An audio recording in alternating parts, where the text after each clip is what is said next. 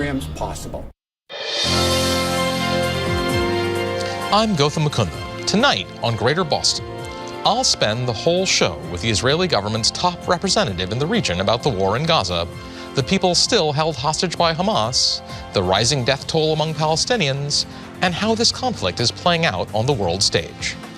It's now been more than 6 months since Hamas terrorists killed more than 1,400 Israelis in the brutal October 7th attack and took hundreds more hostage. Israel quickly ordered a complete siege of Gaza in response. And since then, the country's defense force has killed more than 30,000 Palestinians, according to the Hamas-run Gaza Health Ministry, whose numbers are considered credible. Since October 7th, fear and grief have reverberated through Jewish communities around the world, including here in New England. A few days back, I sat down with Israel's Consul General to this region, Meron Rubin, who previously served as the country's ambassador to multiple nations, including Paraguay, Bolivia, and Colombia, and as Israel's permanent representative to the United Nations. Here's a lightly condensed version of that conversation. First, though, I should note, we spoke after Iran launched a major missile attack on Israel, which was largely thwarted with help from the American, British, French, and Jordanian militaries, but before Israel launched a smaller retaliatory strike on an Iranian target. Ambassador Rubin, thanks so much for joining us today. Thank you. It's a pleasure to be here with you. So, the attacks of October 7th are often, in America, called Israel's 9/11. In my experience, that's not accurate. 9/11 was a disaster for the United States, but I don't know a single person who was killed on 9/11. I have many Israeli friends and students, and I don't know one who wasn't personally affected by the attacks on October 7th. So I wonder if I could ask you to talk about how you were personally, like who you knew, how you were personally affected by the attacks. Well, one must remember that 9/11 happened in a country of over 300 million people, whereas October the 7th happened in a country of just under 10 million. So if you take the Commonwealth of Massachusetts and you compare the numbers, then it would be like about 1,800 people being massacred in Massachusetts. And so on that horrific scale, you would definitely find people that you knew. Only yesterday I was talking to an Israeli student in one of the universities here, whose sister actually was in the Nova Music Festival and managed to escape unharmed. I would say unharmed physically, but I think that physical scar will remain with her sister for many a year. I would just like to touch on what you said at the beginning as you introduced me. The numbers of the Hamas Palestinian terrorist organization are definitely not credible. I don't think anybody has a firm grip on the number of people. And when you mention a big number, you don't seem to mention any of the combatants. And we think that we have managed to kill anywhere between 12 and 13,000 of the Hamas fighters. And we also think that their numbers are slightly inflated, but that we cannot answer at this moment. So, and certainly in the middle of a war, it's very difficult to have credible casualty estimates, you know, for any of the combatants and under the thing. But even afterwards, I think we will find that maybe some of the pronouncements of people who seem to be experts maybe were wrong, and I would definitely like to hear some of them in the future apologize. So certainly if an expert's wrong in the conflict, they should. I should note, Ambassador, though, that the Israeli government itself has used the state intelligence from the Gaza Ministry of Health as its estimates. And you can see in this report that Israeli intelligence studies have studied civilian casualty figures released by the Hamas-run Ministry of Health, and it is certainly run by Hamas. I'm not debating that at all. In Gaza, and concluded the figures were generally accurate despite earlier public claims by U.S. and Israeli officials that they are not. So in the absence of other claims, is it sort of valid to use that? Well, in the absence of other claims, we will use what the terrorists say. But even then, when people talk about the amount of casualties, they lump together the terrorists who have been killed along with civilians. And may I remind your viewers that we are in a war situation. So, sir, I don't think anybody forgets. I think people have a tendency to forget. And in fact, in the note of war station, we just had this attack from Iran on Israel. And I wonder if you could comment on that. So that there was one person was severely injured in the attack, but a young Bedouin girl, yes. Yes. But remarkably, other than that, it seems to have been entirely neutralized by a combination of Israeli defenses and allied countries. And so, for me, what I was particularly struck by is what is surely the first time in the history of Israel, not just American forces sort of coming in to help protect Israel, which has happened before in 1991, but Arab countries seem to have rallied to Israel's defense. And well, I think we've seen here a very interesting coalition that sort of has been formed in a very interesting way. First and foremost, what happened on Saturday evening, the 13th of this month, is a game changer, without any doubt. It's not that Iran hasn't been trying to do its utmost to do away with the state of Israel. But this is the first time in our 76-year history that Iran has launched more than 320 ballistic missiles, cruise missiles and drones from its territory and sent them towards the state of Israel. Some of them did get through, but the vast majority didn't. And as you said, thanks to a very interesting coalition whereby, of course, the United States, the United Kingdom and France and other countries in the Middle East were, to a certain extent, joined together in a coalition that helped or allowed Israel to look after itself, shall I say? So, this is sort of a striking moment, right? That a large coalition of countries, including countries that historically you would think of as enemies to Israel, were not willing to participate. Were actually took active steps to defend Israel from this attack. Well, I'm not privy to all of that information, but according to the press reports and things like that, yes, I presume that we have seen a very interesting coalition coalesce, but it is sort of part of a change that we've seen in the region that started, I would say, just a few years ago with the Abraham Accords, where we saw agreements between Israel, the United Arab Emirates, Bahrain, Morocco, and to a certain extent Sudan, and a change whereby we also felt that we were stepping towards some kind of relationship both with maybe Saudi Arabia and other Muslim states further afield. So I think that this is something that I think the Iranians and through its proxies were trying also to deal a blow to. So the Iranians have stated that their attack was in response to the Israeli strike on the Iranian embassy, the Iranian consulate in Israel. It wasn't an Iranian consulate. It was a building that was next to the Iranian embassy, wedged between the Iranian embassy and the Canadian embassy in Damascus.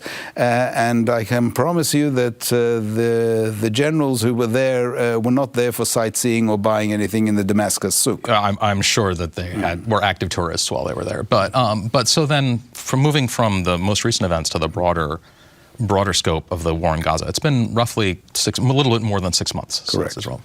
Just what is Israel's objective in this war? What are you trying to achieve? Well, first and foremost, we'd like to have hostages back. As you know, on October the 7th, some 250 Israeli, mainly civilians, were taken from their homes and dragged across the fence into the Gaza Strip. Secondly, we were... One second. After 6 months, how many hostages have been rescued by Israeli forces? Very few, unfortunately. The last two that were rescued, I think if I'm not mistaken, it's only 3 have been rescued. There have been 120 or so released, of them 89, if I'm not mistaken, Israelis. And the others are foreign citizens. We still have 133 hostages left on the Iranian side, of them 4 who have been held by the Hamas terrorists for more than 7 to 10 years. So yes, we do also unfortunately think that at least 30 of those hostages are no longer alive.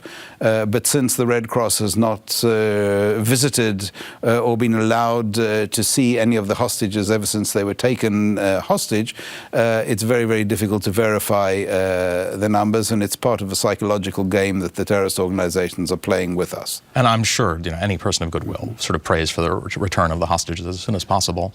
Definitely. But I didn't mean to cut you off, Ambassador. I just wanted to get details on that. And you said the second objective. Well, the second objective is to make sure that Hamas can never do something like this again. And when we say never do it again, we mean it. There was a ceasefire on the 6th of October. Hamas, in a genocidal attack on the state of Israel, broke that ceasefire. And our objective now is to make sure that the Hamas will not be able to continue to govern on the other side of the fence, and will be eliminated as a fighting force, and we will be able to at least bring some of our internal refugees back to their homes. We already have more than 130,000 internal refugees in Israel, both from the Gaza envelope and the border with Lebanon. And from the north. So, Master, my understanding is that Hamas was founded in the 1980s during the Israeli occupation of Gaza. Given that, what would a military campaign that destroys Hamas' ability to function sort of look like if a previous multi-decade occupation did not succeed in sort of eliminating it?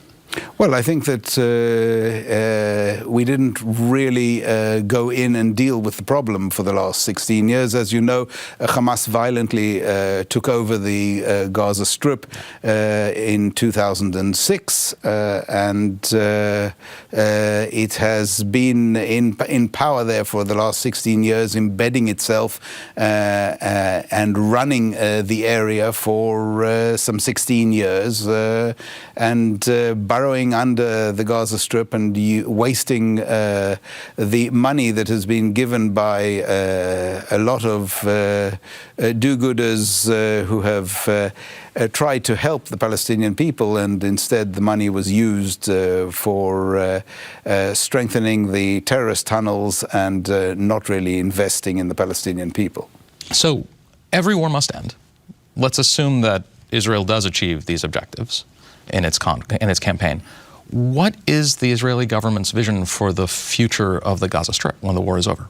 First and foremost, we have to make sure that we win this war. So in the Israeli government, I'm sure there's been some discussion about what Gaza will look like. There has been discussion. I don't think that the Israeli government of today has one gelled idea as to how they see the situation. I think in certain ways we are a little bit too early to focus. What we'd definitely like at the end of this is to make sure that the people on the other side of the fence live peacefully with the state of Israel, and do not try and once again, or as they have said again and again, attack us in a genocidal way, trying to eliminate the state of Israel. So when I think about the people on the other side of the fence, I think about the West Bank, where the Palestinian Authority has recognized Israel's right to exist.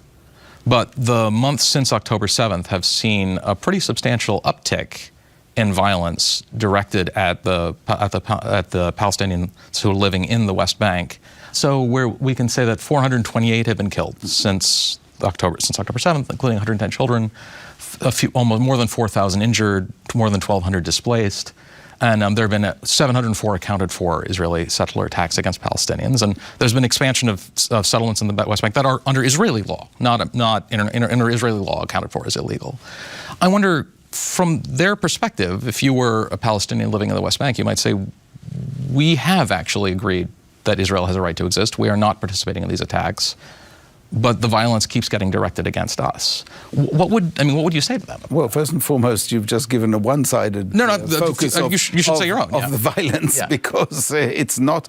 The violence has continued on the Palestinian side, and it's definitely the vast majority of those who have been killed on the West Bank over the last few months have definitely had their connections both with not the Palestinian Authority always, but with Hamas and with the Islamic Jihad and with Iran. And so it's not as if one is just focusing on killing people. There is a reason behind the activity of the Israeli forces in Judea and Samaria, or as you said, the West Bank.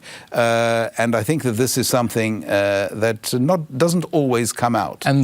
And the displacements and the expansion of what seem to be permanent settlements in the West Bank over that same stretch of time? There have been settlements that have been built over the last nearly 60 years in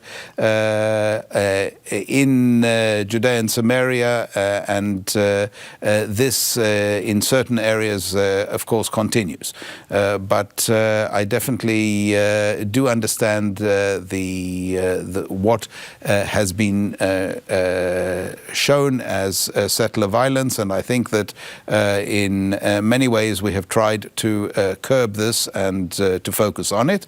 Only last week a young Jewish shepherd boy was murdered, and that caused a conflagration of violence by those who were connected. That is in certain ways understandable, but it shouldn't be the way that things go forward. And so there have been steps have been taken, and will be taken more steps in future. As far as I know, definitely there are steps also taken, not only by us. And so then, to switch our focus back to Gaza, so when I teach on the ethics of war, what I say is that there are two questions you have to answer. Why did you fight the war, and how do you fight the war? There have been questions about how Israel is fighting this war in Gaza, and I think they were brought to a head by the tragic death of 7 civilians in who were working with World Central Kitchen. Correct. A little bit. And could you talk a little bit about the measures that are being taken to try and prevent those things from happening again? Well, when looking at conflict in the modern age, I don't think there's ever been such a complicated conflict. First and foremost, because of where it's taking place and what happens on the battlefield. And it's not only on the battlefield, it's below the battlefield, and it's around the battlefield. When you have an organization, a terrorist organization that has embedded itself, and literally embedded itself, under hospitals, under schools, under mosques, under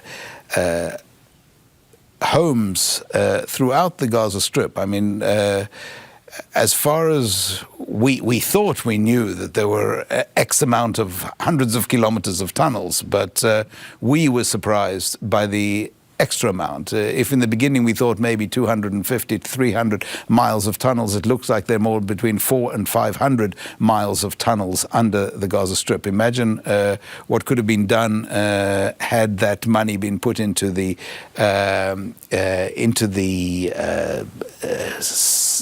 Palestinian society and what it could have been instead of what it is today.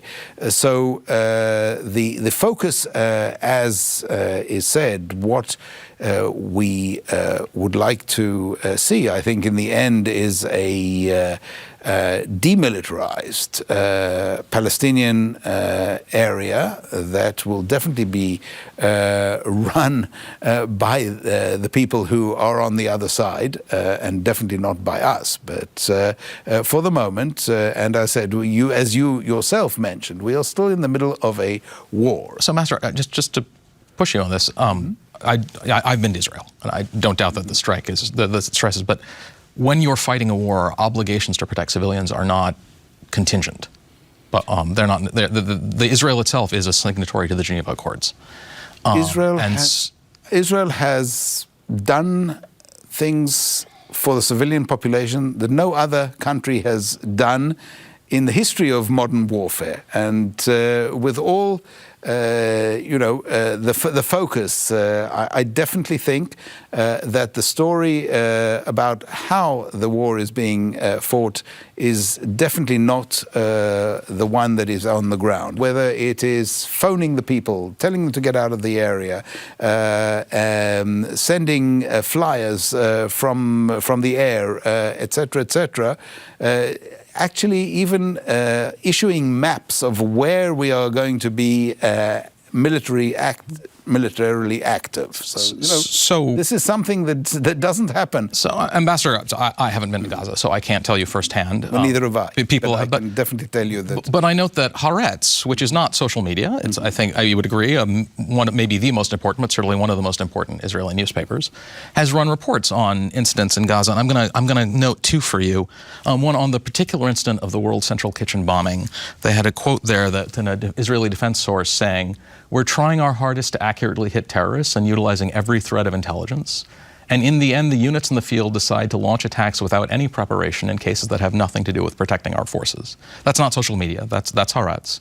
And then a second report that ran a little later where they've said that the Israel created kill zones in Gaza and that anyone who crosses into them is shot. In practice, a terrorist is anyone the IDF has killed in the areas in which its forces operate, as a reserve officer who has served in Gaza. So I'm not denying that, not disagreeing with you, that the Israeli government has made efforts to try and protect civilians, saying that the Israeli press is raising real issues about the way the war is being fought. And I wonder if you could say that. Well, I think that, yes, of course the Israeli press is a free press and it's allowed to write whatever it likes, which I think is something that you won't find on the other side.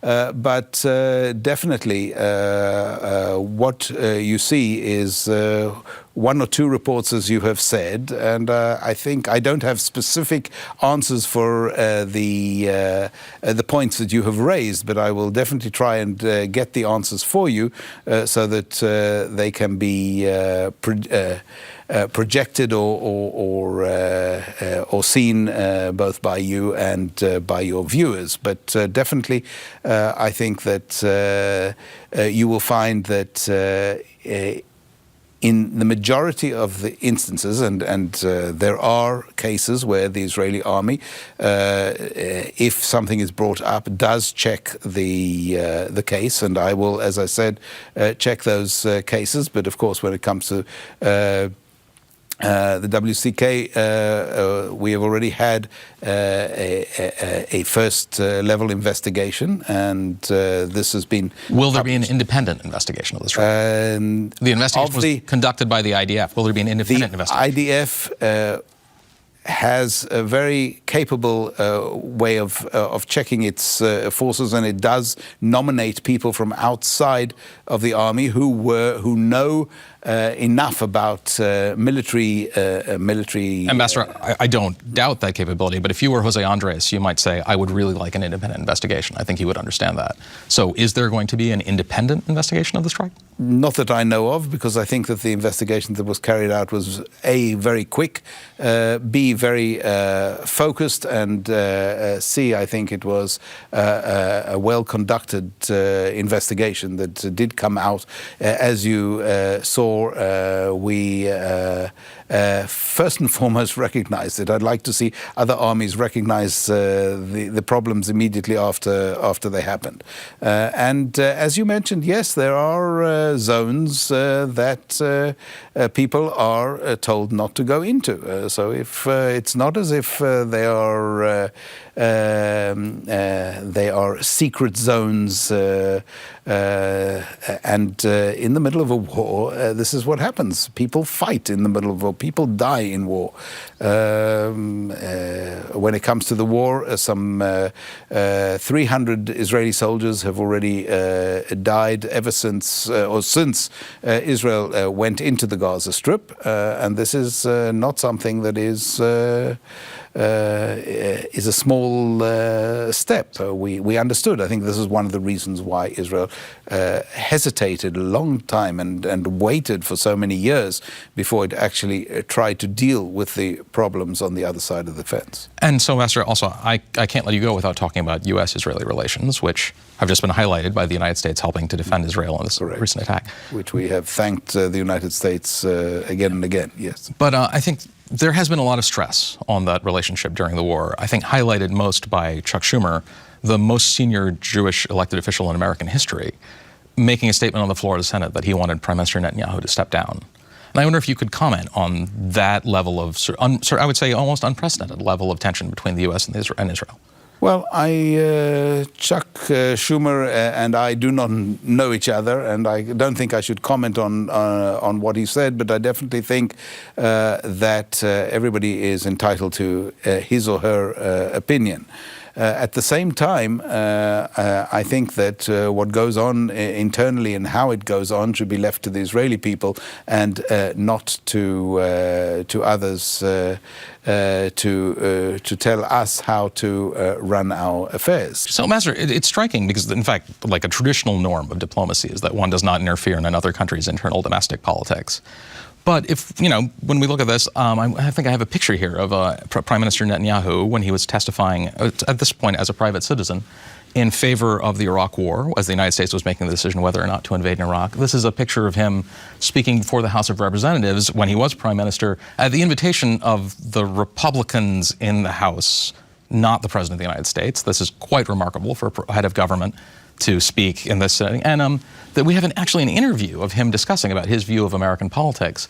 במיוחד היום עם אמריקה, אני יודע מה זה אמריקה. אמריקה זה דבר שאפשר להזיז אותו בקלות, להזיז לכיוון הנכון. So, from my perspective, it seems like the Israeli government is perfectly happy to talk about American domestic politics, so it's maybe not surprising that it's going the other direction. Well, he was there surrounded by a family with children. I don't know. It's the first time I've ever seen that video, so I really don't know. And I definitely am not going to comment on that. But as you can see, the Prime Minister of the State of Israel has been invited, if I'm not mistaken, 3 times to speak in front of the United States Congress, Prime Minister Netanyahu I'm talking about.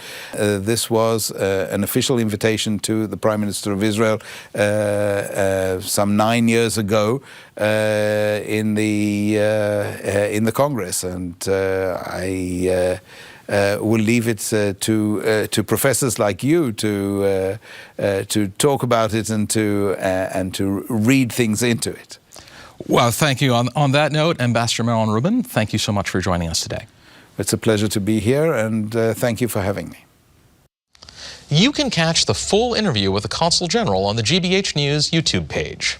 That's it for tonight, but come back tomorrow to find out what's the fastest way to get from Worcester to Boston, driving or taking the train. 2 GBH News reporters raced, and we'll bring you the winner tomorrow at 7. Thanks for watching, and good night.